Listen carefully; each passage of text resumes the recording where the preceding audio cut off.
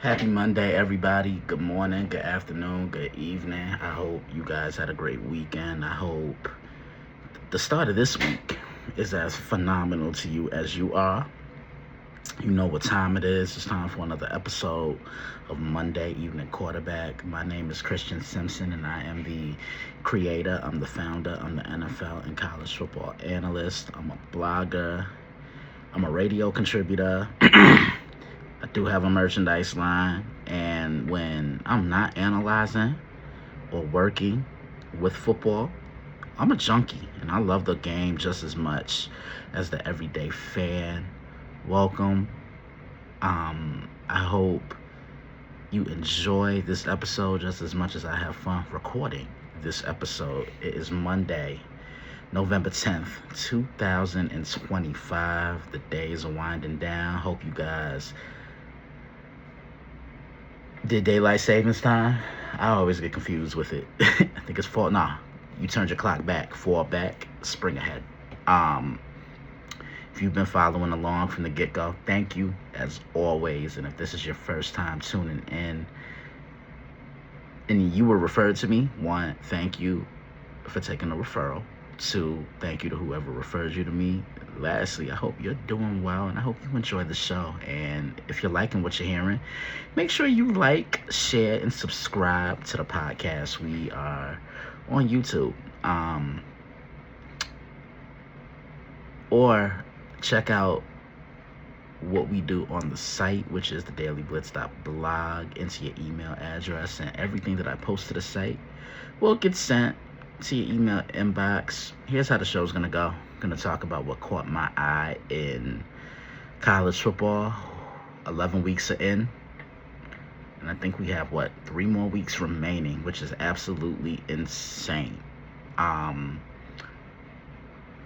will answer some questions. I will talk about what caught my eye in the NFL. Then I'm going to be on my way to go work during Monday Night Football tonight, which is the Philadelphia Eagles and the Green Bay Packers. I actually have a couple of interesting things to say about this game. But with that being said, let's dive right into it. Like I said, week 11 of college football, and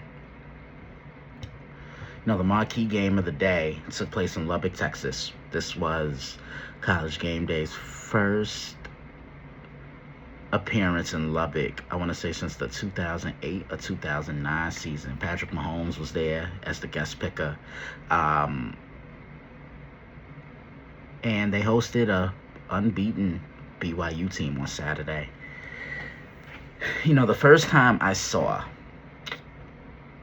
Texas Tech was, I want to say week 4, week 5, when they played the Utah Utes in Salt Lake City. First time getting to see Baron Morton play, and this Texas Tech offense was just lighting defenses up. I made the comparison in the preview on Saturday that I kind of get a 2022 TCU feel from this Texas Tech team, but I think this group is way better all around on both sides of the ball compared to that TCU team all those years ago. Both these teams are pretty evenly matched, and they're kind of similar. BYU, they want to run the football, they want to slow the clock down, and have a pretty solid quarterback in Bear Bachmeier, who I was getting the chance to watch play for the first time. BYU didn't stand a chance in this game. I think they almost forgot to enter the stadium or get off the team bus because they looked absolutely horrible. This was all Texas Tech all game long. And I remember the first time I saw this Texas Tech team play, I was so impressed and amazed with their defense. Swarming to the ball, setting the edge, and making teams one-dimensional. And they did that again. They held BYU in check, held them under 100 yards rushing. And Texas Tech ran the ball themselves. Cameron Dickey, 23 carries, 121 yards. Baron Morton, not a bad day at the office, 17 of 32, 219 yards passing and 1 touchdown. Texas Tech gets a big win, 29-7. I don't think this is the only time we'll see these two play. I have a feeling they're going to meet that first weekend on Championship Saturday, which is my favorite week of the entire college football season. Cannot wait for that. I want to talk Georgia. I have been critiquing them consistently throughout this year, and Georgia, they don't get off to quick starts, and that showed again on Saturday. Starkville's a tough place to play.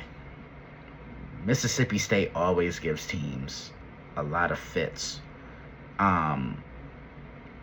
and they jumped out to an early start, but I got to give Georgia credit because they settled in and then take their foot off the gas in the second quarter. They outscored the Bulldogs 21-0. And in the second quarter, they did win this game 41-21. Gunnar Stockton, say what you want about him, but when you need a big throw, he delivers. 18-29, 264 yards passing, and 3 touchdowns. Down goes Frazier. 12 carries, 181 yards, and 1 touchdown. I'll admit I was a little worried about Georgia prior to this game because Georgia, I thought was going to look ahead because they have a huge game next Saturday night in Athens against Arch Manning and the Texas Longhorns. Sticking with the SEC, Alabama handling business against LSU. This was LSU's first game since firing Brian Kelly. They won that game 20-9. Defensive struggle. Felt kind of weird not being able to preview this game, but Alabama just continues to roll. They're 8-1. They're 6-0 in conference play. LSU falls to 5-4. All 4 of their losses have come in the SEC. Texas A&M just continues to dominate. 38-17. They have a 3-headed monster. Texas A&M, that is, on offense. Marcel Reed, Mario Crava, and Casey Concepcion, who was the leading receiver in this game. 4 receptions, 84 yards, and 1 touchdown. And Marcel had himself quite the game. 20-29, 221 yards, 2 touchdowns, no interceptions. And Reuben Owens had a good game carrying the rock. 13 carries, 102 yards. Matt Zoller's not a good day at all for the Missouri Tigers.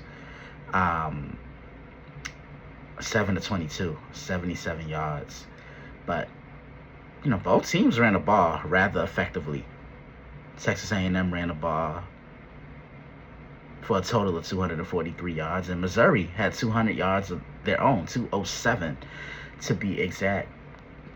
Texas A&M is 9-0. Crazy to think, right?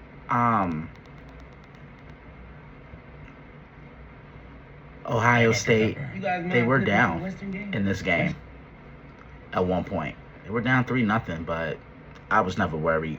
Ohio State is just too good of a team.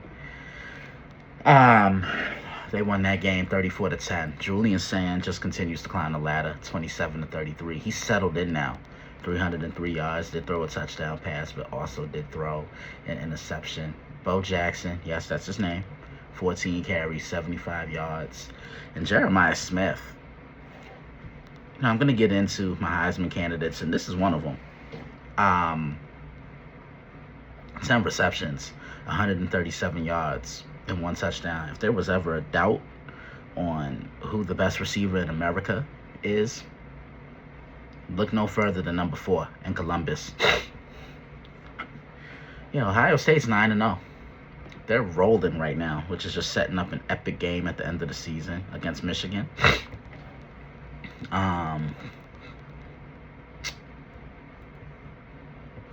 Arguably the game of the day came in Happy Valley. Indiana, number 2 ranked Indiana, entered to play the Penn State Nittany Lions. And at this point, Penn State's playing for pride. You were the number 2 ranked team to start the season. You lose another primetime game to Oregon. You lose Drew Aller. James Franklin gets fired. Something's got to give. This team has lost. They lost 5 in a row prior to this game.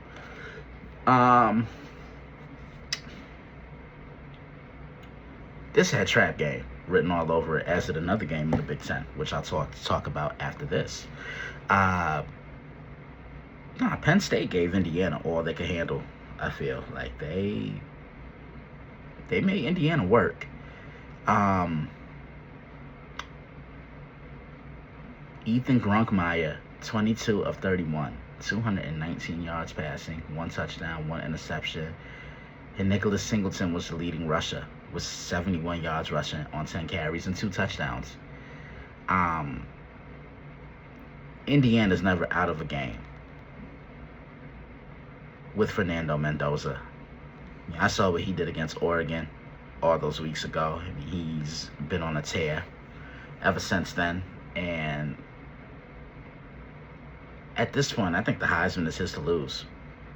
19 of 30, 218 yards, 1 touchdown, 1 interception. And the touchdown pass he threw may be the catch of the year in college football. Finding Omar Cooper, Omar using his hand-eye coordination and just perfect balance to stay in bounds. But what made it better was Gus Johnson on the call. He absolutely lost it. But Indiana survives with a win, 27-24. Indiana is 10-0. Kurt Signetti has a really good thing brewing out there in Bloomington. They're not just a basketball school. And believe it or not, this was Indiana's first regular season win against Penn State in Pennsylvania.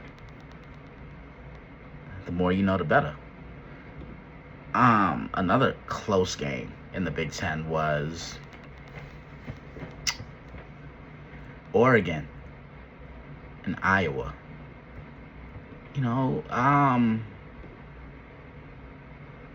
This had trap written all over it as well.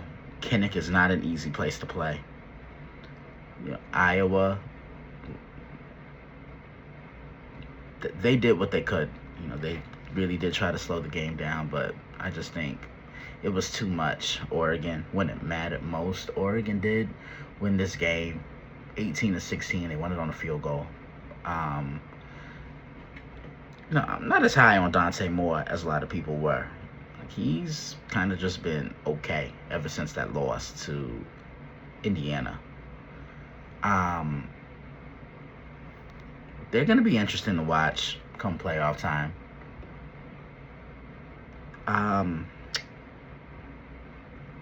Other than that, it was a pretty light week for week 11. Navy, Notre Dame did win that game. CJ Carr, 13-16, 208 yards, 218 yards passing and 3 touchdown passes. And, Virginia losing to Wake Forest, that's an upset. The Virginia offense just didn't show up. 9 points, that's not going to cut it today. Vandy needed overtime to get by Auburn, 45-38. Diego Pavia, pretty quality day at the office, 25 of 33, 377 yards and 3 touchdowns. I've been asked quite often these last couple of weeks about Heisman candidates, and right now, I think it's 3, maybe 4 at the most. I could throw Diego Pavia in there. I mean, he's been everything to that Vanderbilt offense. Definitely Jeremiah Smith. I would love to see another wide receiver win it. Last wide receiver to win the award was Devontae Smith with the Alabama Crimson Tide. Ty Simpson, no relation, but it's in the last name. He definitely deserves an invite to New York. And Fernando Mendoza, who I think is the favorite right now. Out of all those guys, he has a Heisman moment. Going into Eugene and beating up the Oregon Ducks. Ole Miss, they pitched a shutout 49-0 in a scrimmage over the Citadel. And USC still hanging in there. Beat Northwestern 38-17. Kind of a little. I want to do a little early look ahead to Week 12. Schedule's kind of interesting. Notre Dame and Pittsburgh. It's an interesting one. Notre Dame is rolling right now, and CJ Carr has settled in. They're running the ball, and they're doing it with balance offensively. I think everybody kind of wanted to throw the towel in on CJ early on. Like, nah, let this kid settle in. Everybody wants instant success like that. Nah, let him settle in, and things will work out. Michigan, Northwestern. That should be a fun one. That one's going to be played at Wrigley Field in Chicago, Illinois. Nothing like a sporting event at the friendly confines. Living there all those years. I used to go to Wrigley here and there when I could afford it. One of the games of the day, Oklahoma, Alabama. That should be fun. I remember last year when these two played, Oklahoma just absolutely curb stomped the Alabama Crimson Tide. Remember what I always say? Alabama doesn't lose to the same opponent in back-to-back seasons. And as I mentioned earlier, Texas, Georgia, that should be a really fun game in Athens. I have a feeling game day is going to go there. Arch Manning. Look, the numbers aren't bad. He's thrown for over 2,100 yards, 18 touchdowns, and 6 interceptions.